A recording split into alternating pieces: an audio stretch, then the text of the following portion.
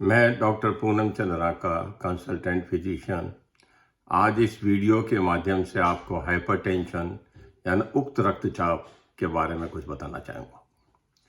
Each time when the heart beats, it pumps blood, which is being registered by the blood vessels, and this creates pressure against the wall of the blood vessel, and this is called hypertension.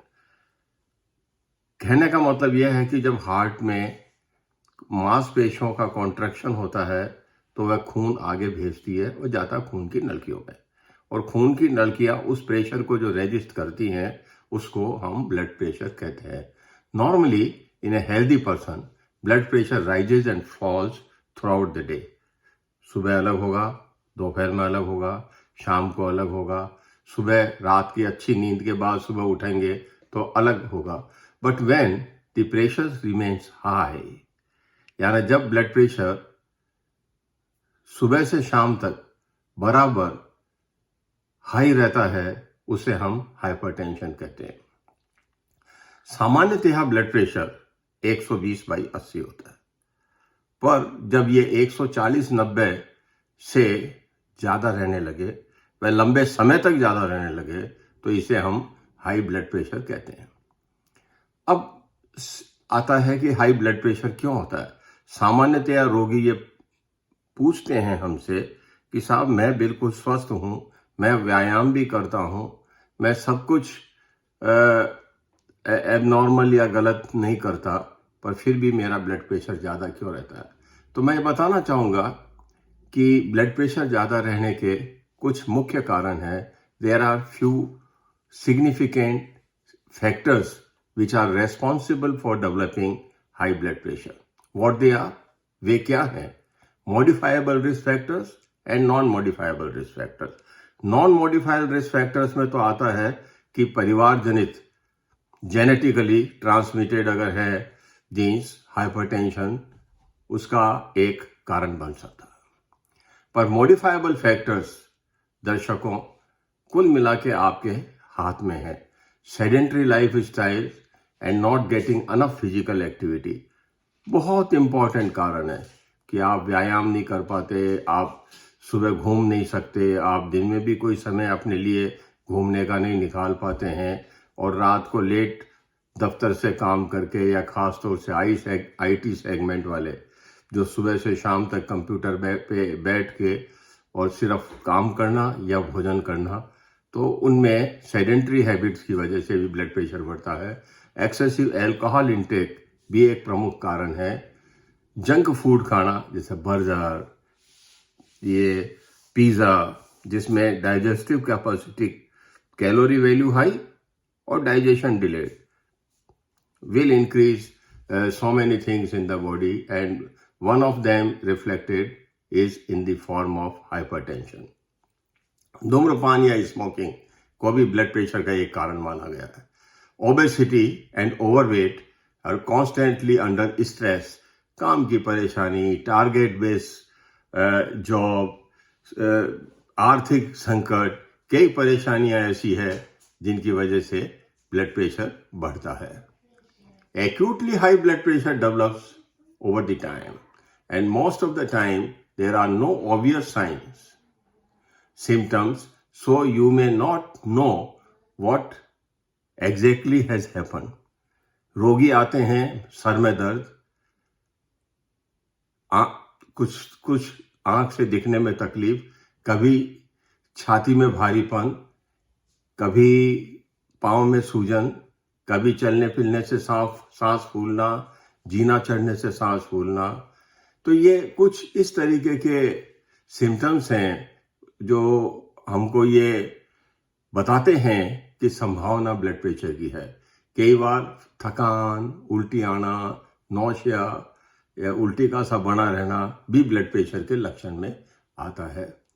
तो बात ये आती है कि हम इसको कैसे बचा सकते हैं, हाई ब्लड प्रेशर होने को कैसे बचा सकते हैं।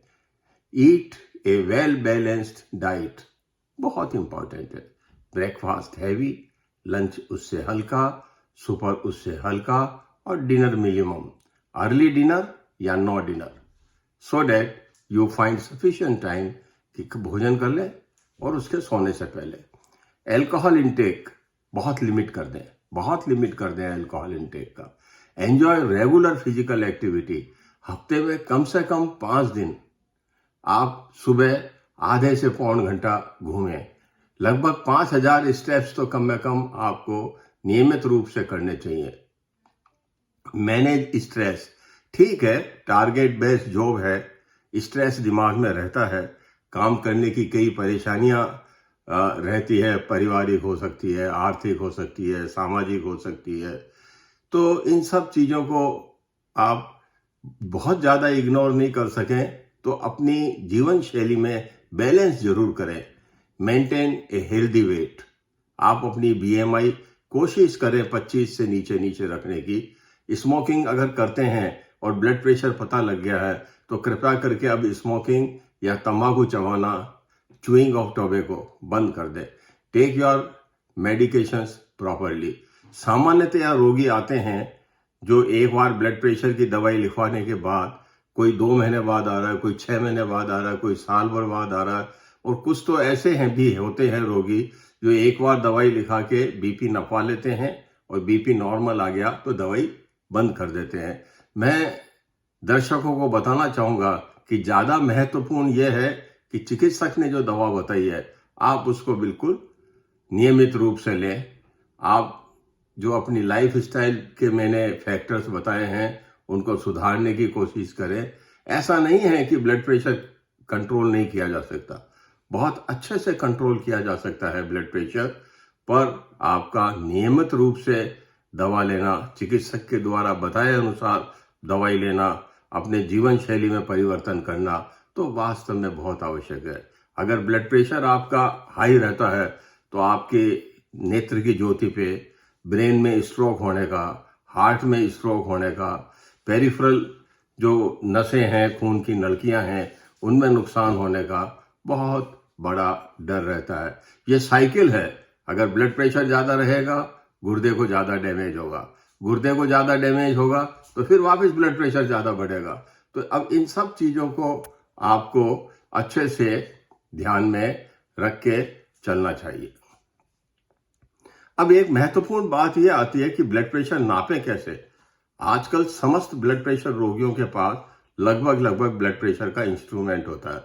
मैं बताना चाहूँगा कि ब्लड प्रेशर नापते टाइम आप बाहर से कहीं से आए हैं तो 5-10 मिनट आराम कर लें, कुर्सी पे बैठें। ब्लड प्रेशर का कफ जो हाथ पे बनता है उसको हार्ट के लेवल पे रखते हुए ब्लड प्रेशर के इंस्ट्रूमेंट को भी आप हार्ट के लेवल पे रखें।